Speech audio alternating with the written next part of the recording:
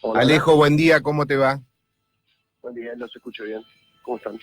¿Me estás escuchando bien, Alejo? Ahora sí, los escucho perfecto. Bueno, perfecto. ¿Qué tal? ¿Cómo andás, Alejo? Bueno, ya hice la presentación pertinente, te habla David Saab, acompañada por la licenciada Estela Mariscart. Vamos a hablar sobre en algunas cositas que a veces nos tiene preocupado, ¿no? Pues está hablando acá con Estela de cuando uno va al manual y empieza a buscar palabras política, polarización. A veces los manuales te dan respuestas distintas a lo que uno está viviendo. Primero te voy a hacer la primera pregunta como especialista que sos. En polarización, decime, ¿la polarización es un invento nacional o ya se viene dando en otros países?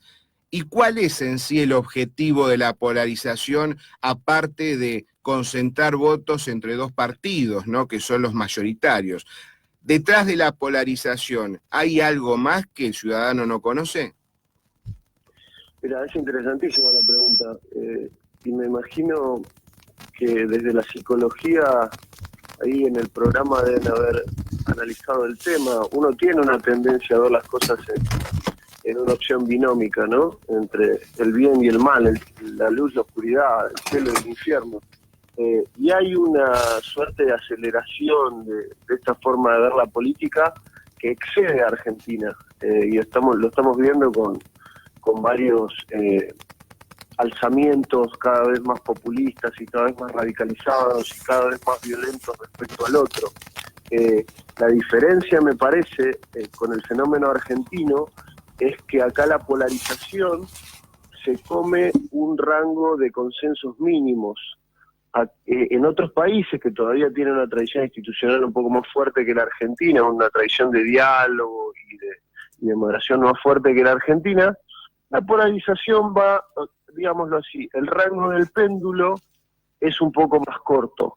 Lo que puede pasar si gana, por poner conceptos que también están en disputa, la derecha o la izquierda, es un rango más corto. En Argentina podemos pasar desde la posibilidad de todo, si gana el candidato A la posibilidad de todo opuesta si gana el candidato B. Hoy realmente, por ejemplo, no sabemos qué va a pasar si gana Alberto Fernández, que tiene todas las posibilidades de ganar. No tenemos idea si va a ser desde un gobierno procapitalista y moderado a un chavismo. Y ese enorme espectro de posibilidades es lo que hace que este país viva preso de incertidumbre constante, digamos. No tenemos idea qué va a pasar con el próximo gobierno. Entonces acá la polarización yo creo que viene montada a un fenómeno que es mundial, viene montada también a lo que ha sido la desintermediación de la política, gracias a las redes sociales, que ha traído cosas muy buenas, como que un montón de gente se incorpora al debate político más activo, pero que también ha traído cosas muy malas, que es que a través de las redes sociales uno puede volcar la virulencia de manera expresa y los debates terminan siendo más bien ataques y falacias ad hominem que se lanzan de un lado hacia el otro. A ese fenómeno global Argentina lo agarra con muy bajas defensas institucionales, con muy poca cultura de otredad y con una total inseguridad jurídica y política que lleva a que este fenómeno de polarización acá se vea con un color mucho más local y que implique la total incertidumbre de lo que puede pasar en materia económica y política. Entonces, tenemos a dos grupos totalmente radicalizados, diciendo que el mal lo representa el otro, por supuesto, y en el medio no hay propuestas de consenso. Y lo cierto es que gane quien gane, lo que hacen falta en Argentina son consensos básicos, porque para tomarme, dicho de paso, el subproducto de la polarización extrema y de la falta de consensos es la no toma de políticas públicas.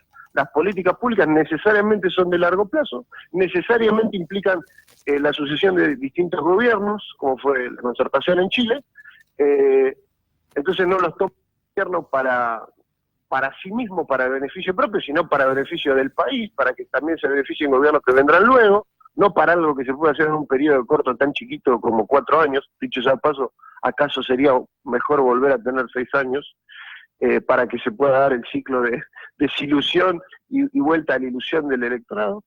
Entonces no hay políticas públicas.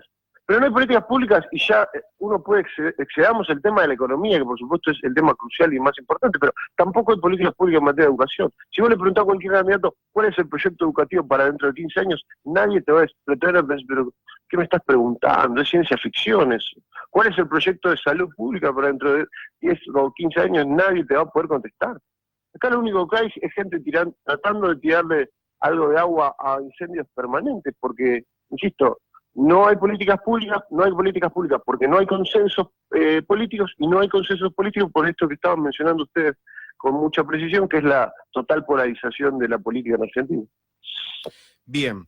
Si vamos a los manuales, nos dice que la política es la actividad en conjunto que hacemos en la sociedad para organizarnos. Eso es lo que es la política. Pero, ¿me interpretaste, Alejo? Sí, sí, claro. Bien. Ahora la pregunta está basada en lo que te voy a decir. Hay una política que necesita tener un pie en la realidad, en el campo de la acción, si no todo queda en lo que se denomina la masturbación intelectual, ¿no? Es básicamente la autosatisfacción en todos los sentidos. Lisa y llanamente queda en el campo de las intenciones y no se puede concretar. ¿Crees vos que es así, va a ser una constante esto? Porque vos fíjate que muchos políticos tienen la costumbre de hacer promesas tras promesas, y esto ya viene del año 83 a fecha actual, ¿no? Y se sigue repitiendo. ¿Qué opinas de esto? ¿Es ya de tendencia? ¿Es una costumbre fea? ¿Es una baja calidad en nuestros políticos? ¿Una diferencia entre política y politiquería? Sí, coincido con ese diagnóstico. Hay un chiste del pueblo diciéndole al líder, basta de realidad, queremos promesas. Y un poco se trata de eso, ¿no? Vamos cambiando del interlocutor político que nos ofrece una visión desanclada de la realidad, una visión etérea, liviana, de lo que podría ser, pero no nos dice el cómo. Y también hay que hacer un poco de mea culpa. Somos muy pocos los argentinos a los que les interesa el cómo, y somos muy pocos los argentinos que podemos interpretar el cómo. Entonces, al final del día, lo que compramos son promesas. Y no lo digo solamente por la coyuntura actual. Vos lo decís muy bien, esto desde el 83 a la fecha viene siendo más o menos así. ¿Qué va a hacer, por ejemplo, Alberto Fernández de ganar en materia económica? No sé si ayer vieron una entrevista bastante larga que le hizo Majul. A la hora de hablar un plan económico no pudo esbozar nada concreto. Está bien, dijo, bueno, no sé qué economía voy a recibir, bueno, pero deberías tener un plan si recibís una economía con el dólar a 70, si la economía con el dólar a 100. No, pero no hay plan económico. ¿Cuál fue el plan económico integral de Macri? Nunca lo mostró. No sé si lo tuvo. Lo más parecido a un plan económico que tuvimos en esta gestión fue a partir de que el FMI interviniera y haya puesto pautas claras, que hayan determinado por lo menos algo parecido a un plan, que no era un plan, porque tampoco era un plan a largo plazo, era más algo para estabilizar en el corto. Ahora, ¿queremos un plan económico? Un plan económico, una de las cosas que nos va a mostrar es quiénes ganan, quiénes pierden, y en este país todos tenemos la idea de que todos podemos ganar al mismo tiempo. Que eso es una idea hermosa, pero primero hay que desarmar el esquema de desincentivos económicos que hay, y eso implica que va a haber sectores que van a perder. ¿Se puede seguir manteniendo un 70% del gasto público con jubilaciones y asistencialismo? Ese es un debate que habría que dar. ¿Quién quiere dar ese debate? Y no es muy popular dar ese debate. Entonces, político o politiquería, decís vos, yo creo que los políticos nos dan politiquería, pero acaso la conclusión más desoladora es que la sociedad también demanda politiquería. Bien, vamos a basarnos ahora en la utilización de métodos dentro de la política, ¿no? ¿Vos considerás que va a seguir siendo una sucesión de pasos para alcanzar un fin particular o un beneficio del Estado a corto o largo plazo? Bueno, la verdad es que esos dos métodos se dan en todas las sociedades. En todas las sociedades termina siendo un poco de ambas, porque la política se hace a través de personas, las personas tienen intereses personales y los esquemas de incentivos están dados para que muchas personas utilicen el Estado para fines propios. Esto pasa así, desde las mejores democracias hasta las peores. Nosotros podemos considerar que estamos dentro de las segundas.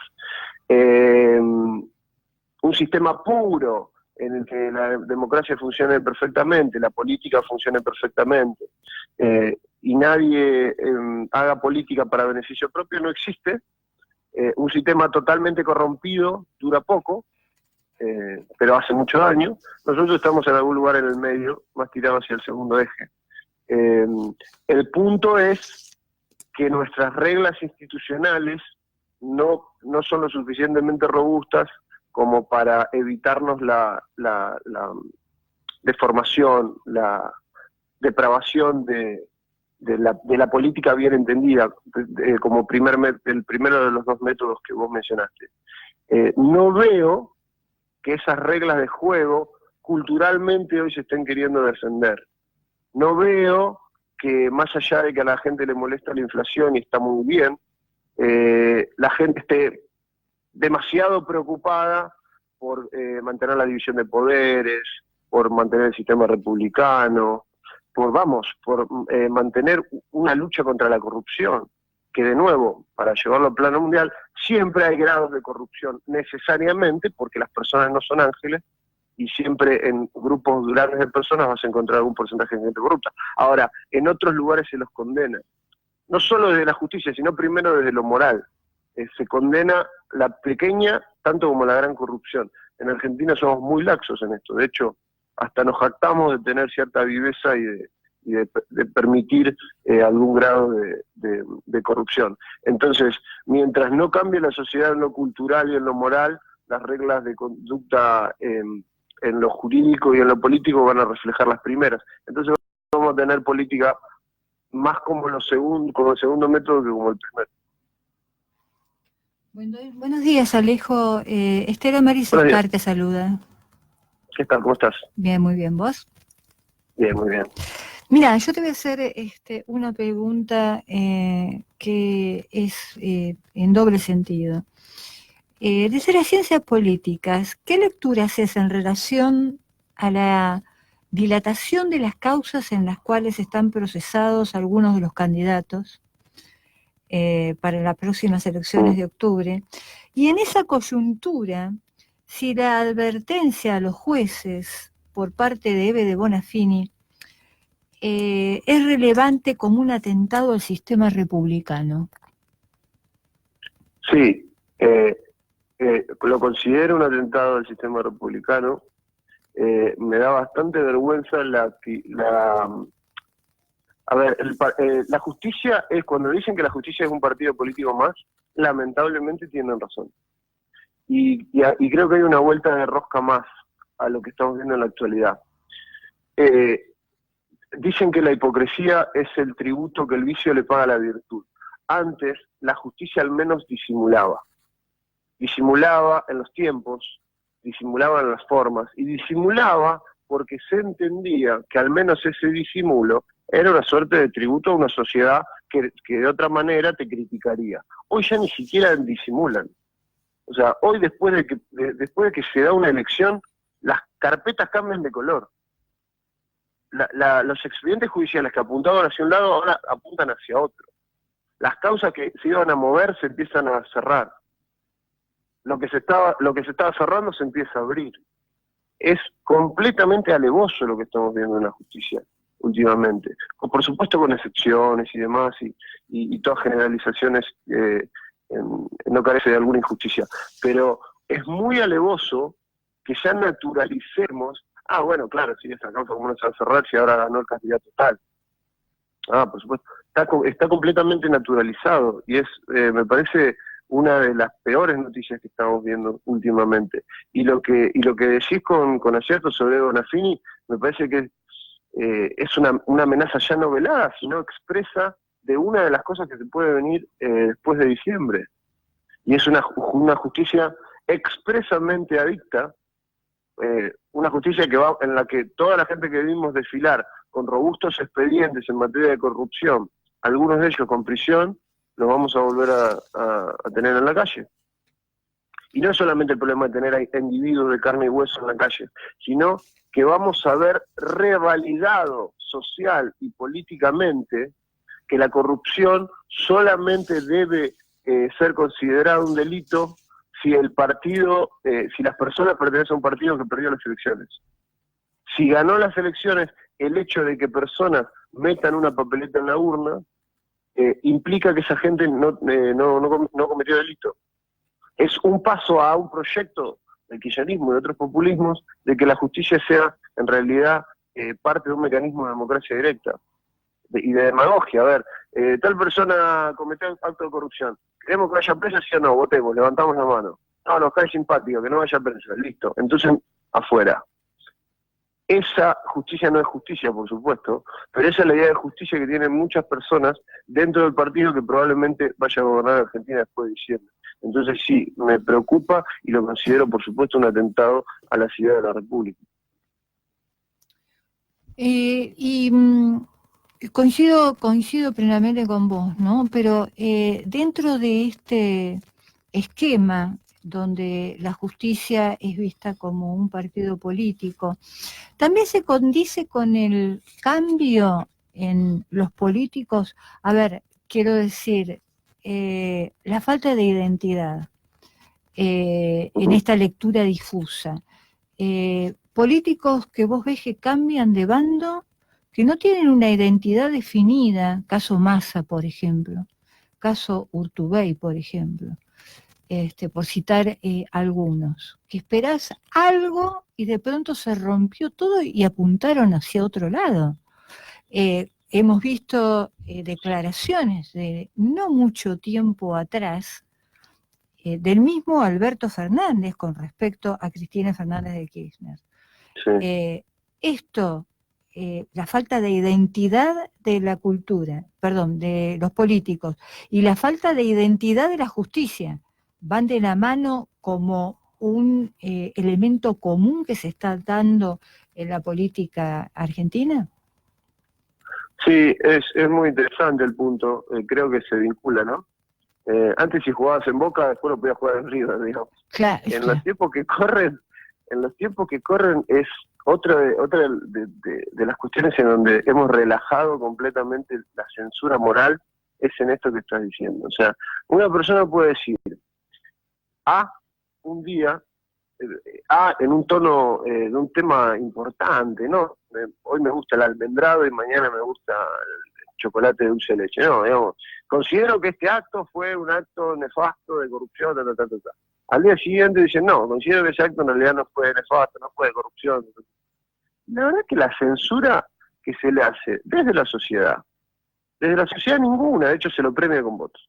Desde el periodismo, bueno, los periodistas incurren en lo mismo, ¿no? ¿Cuántos periodistas, entre comillas, que en realidad son juglares de uno u otro bando, hacen lo mismo? Un día dicen A y al otro día dicen B.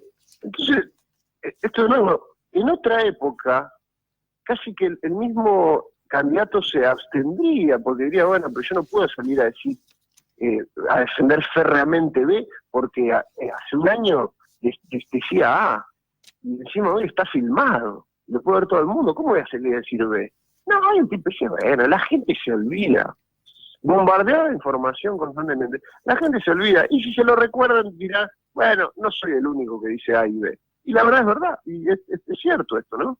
Porque no son pocos los que dijeron A y después dijeron B. Entonces, esta cosa de política líquida, de honestidad líquida, de discurso líquido, que insisto, de nuevo, no es solamente un fenómeno argentino, pero acá nos agarra con defensas bajas, hace que la política se ha definido muchas veces como el arte de lo posible. Bueno, en Argentina todo es posible. En Argentina todo es posible. El rango discursivo de cualquier candidato puede ir desde querer estatizar hasta querer privatizar.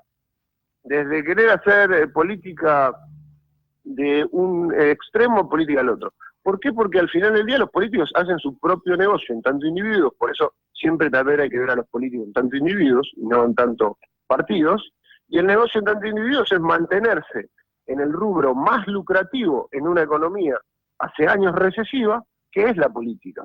Entonces el tipo que es ministro, mañana va a ser diputado, y después de ser diputado será director de algo o secretario de otra cosa, o estará contratado en alguna empresa del Estado, pero digamos, de ningún modo vamos a dejar de morder el aparato, porque es un aparato lucrativo. Entonces eso los obliga a hacer piruetas discursivas. Y si las tienen que hacer, las hacen. Lo sorprendente es que nosotros, en tanto ciudadanos, en tanto votantes, en tanto consumidores de medios, no le hagamos sentir ningún tipo de censura. ¿Acaso porque vivir en este país es tan difícil? En este país se sobrevive más que se vive la mayoría del tiempo, y ahora ya todos entendimos que hay que agarrarse de cualquier liana, de cualquier árbol, porque si no uno se cae al suelo.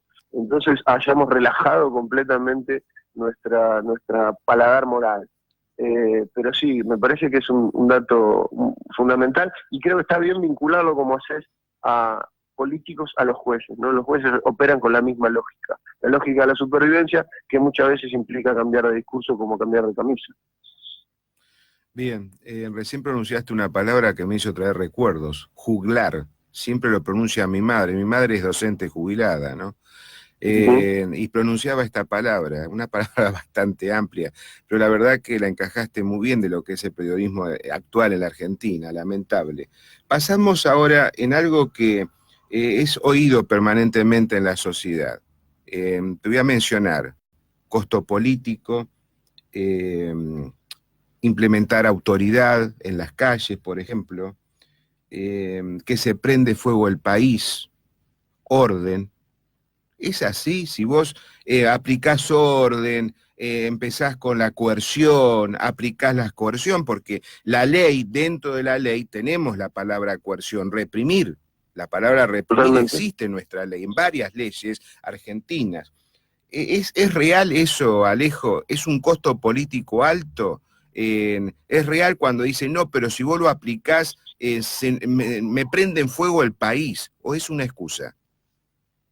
Bueno, mira, entre las cosas que a mí me hubiera gustado que este gobierno haga mejor, yo creo que hay muchas cosas que la hizo bien, muchas que no las hizo bien, y algunas que la hizo mal.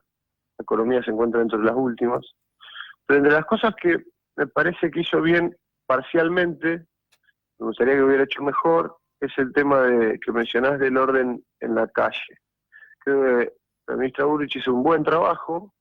Creo que al principio fueron tímidos, sobre todo aquí en la capital. Yo vivo acá en Capital Federal, me divido mi tiempo entre Rosario y Capital. Y la verdad es que hay una demanda. Primero es como vos decís, ¿no? Sin coerción no hay ley, sin ley no hay Estado, sin Estado no hay... O sea, si querés democracia tenés que estar a favor de cierto grado de coerción, si no, no hay democracia.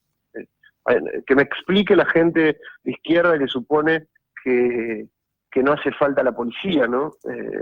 No sé cómo pretenden que juegue la democracia y la ley sin la policía.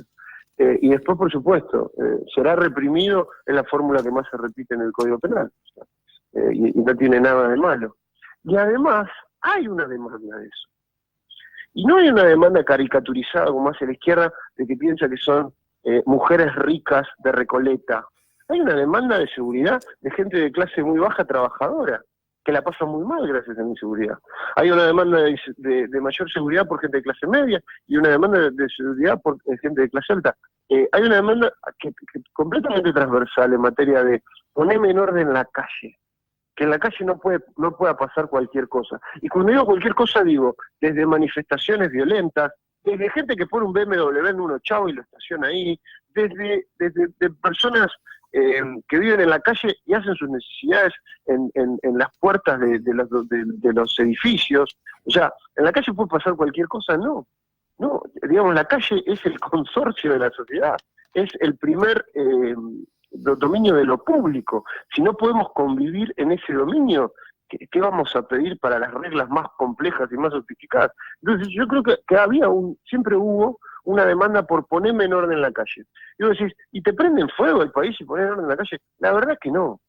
La verdad es que lo que te prende en fuego son 4 o 5 medios de comunicación que, como tienen un sentimiento falso progresista, se van a escandalizar si utilizás a la policía para que haga lo que es la policía. Por supuesto, con esto no estoy diciendo que haya que excederse necesariamente, pero una policía bien capacitada sabe utilizar la proporción de fuerza adecuada para sofocar a alguien que está delinquiendo en la vía pública.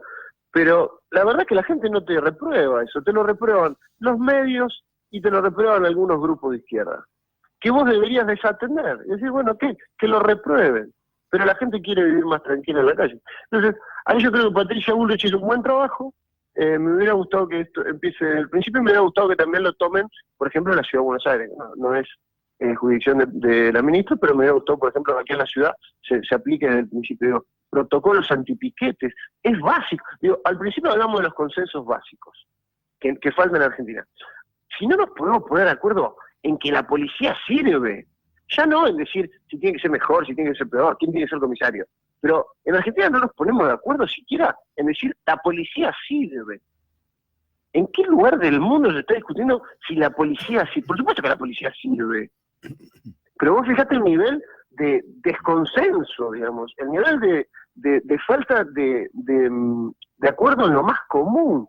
Gente, ¿la policía sirve? Bueno, no, para mí la policía no debería existir porque yo creo que la fuerza es un subproducto de las estructuras de la economía capitalista que busca... Bueno, no, para la sociedad. Ya perimieron hace 200 años, basta. Basta porque además, vos en tu casa querés estar seguro, en tu barrio querés estar seguro. No, pero en los medios todo el discurso va por otro lado. Siempre el delincuente es una víctima y el victimario a nadie le importa. Salvo cuando vas a temas en donde los hace contradecirse, por ejemplo, en todo el tema de derechos de la mujer, de violación y por el estilo, y crímenes aberrantes, sí se ponen duros con respecto al enforcement legal. Entonces decís, bueno, ok, está bueno esto, ¿por qué no lo trasladás a estos otros temas que nosotros estamos hablando? Como por ejemplo los delitos contra la propiedad.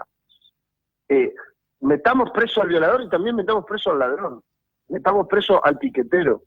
Pero fíjate lo mal que estamos como sociedad, que no podemos tener ni siquiera un consenso en materia de que la policía sirve, de que al delito hay que reprimirlo, de que el delincuente obra mal. Mira, ya ni siquiera te digo es malo, mantenerlo como quieras en términos éticos, pero obró mal, merece un castigo. Ya cuando vos no podés poner un consenso, decir, el que delinque merece castigo, estás muy mal como sociedad, muy mal. Sí, la sociedad en este sentido está enferma y parece que no mejora. El último caso fue el policía que le pegó una patada a un ebrio con tanta mala suerte que primero que estaba con un cuchillo, segundo con el caso Maldonado, que no iba a tirar a un gendarme por la ventana cada vez que pasara algo. Sin embargo, este policía está apartado de sus funciones. O sea, no se entiende. Y los medios de comunicación fomentan esto. ¿Sí? Yo lo he escuchado... Sí. No proponen ninguna alternativa tampoco. No sé cómo imaginan que se va a evitar que la gente haga mal. Yo creo que tiene una visión idílica en donde todos son buenos y van de la mano por la calle. Digo, ¿qué haces con una persona violenta en la calle? ¿Cómo reprimís esa violencia sin otra violencia, institucionalizada, jurídicamente organizada? No les importa, no lo proponen, simplemente censuran los actuales de la policía siempre, y censuran los actuales de la fuerza de seguridad siempre. Entonces, insisto, es muy triste eso, es muy triste. Como vos mencionás bien, la crisis con lo de Santiago Maldonado fue acaso una de las crisis políticas más importantes que tuvo este gobierno. Y lo que se armó en derredor fue tremendo, ¿no? Desde adoctrinamiento en las escuelas, diciéndole a los chicos que habían vuelto los tiempos de desapariciones de personas, a todos los periodistas, por supuesto, criticando al gobierno, y después la rectificación al saberse lo que ocurrió no fue proporcional. Los medios prefirieron arriar banderas en silencio. Digamos, no se validó. Fíjate que a la sociedad sí validó a la ministra, y por algo es una de las personas que mejor imagen tiene. Pero los medios no dijeron, che, sí, nos equivocamos, podríamos haber esperado antes de juzgar así lo que sucedió sin información necesaria. Pero bueno, es parte de, como vos dijiste, una bien en esperanza. El argentino es el eterno ciclo de ilusión y desencanto, como dice el libro Gershunov y Lach, en materia económica, pero en materia política la contracara de esto es que nos esperanzamos y nos desesperanzamos, nos esperanzamos y nos desesperanzamos. Porque nada se funda en la razón, nada se funda en políticas concretas, sino en lo malo que es el anterior, el que viene va a ser mejor. Y el que viene nos desilusiona y decimos, bueno, ya vendrá otro que va a ser mejor. Y quizás lo que tenemos que lograr para que los que vengan sean mejores sea ser mejor nosotros, y para eso tenemos que cambiar como sociedad, y para eso hace falta una revolución moral que lejos está de ocurrir, pero bueno, que uno tiene que tratar de dar la batalla todos los días, porque honestamente no veo otra alternativa más que esperar un milagro, alguien benevolente que venga y que nos haga cambiar como sociedad, pero no creo que eso ocurra. Creo que primero tenemos que cambiar nosotros, y en lo micro, en la tarea del padre con el hijo, en la tarea del profesor con el alumno, en la tarea del amigo, en la tarea del comerciante, en la tarea de todo el que tiene relación con otras personas, tratar de mejorar y mejorar al otro. Parece un poco quimérico y hasta un poco ingenuo lo que estoy diciendo, pero realmente creo que la cosa va por ahí. Estamos un poco como sociedad intoxicados de populismo. Sí, exactamente. Esa es la enfermedad que tiene esta sociedad desde hace muchos años, el populismo.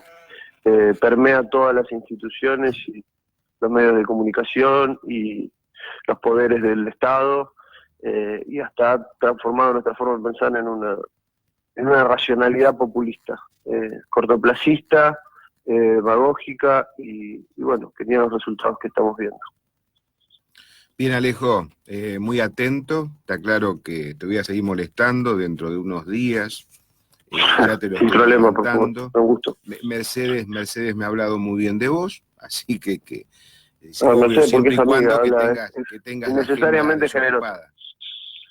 Muy amable, Alejo. Me despido Bueno. de vos. No cortés porque quiero ir ahora por línea privada, no cortes. Bien, señores, 9:07 de la mañana.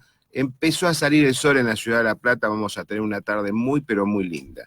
Será hasta mañana. Que la pasen bien.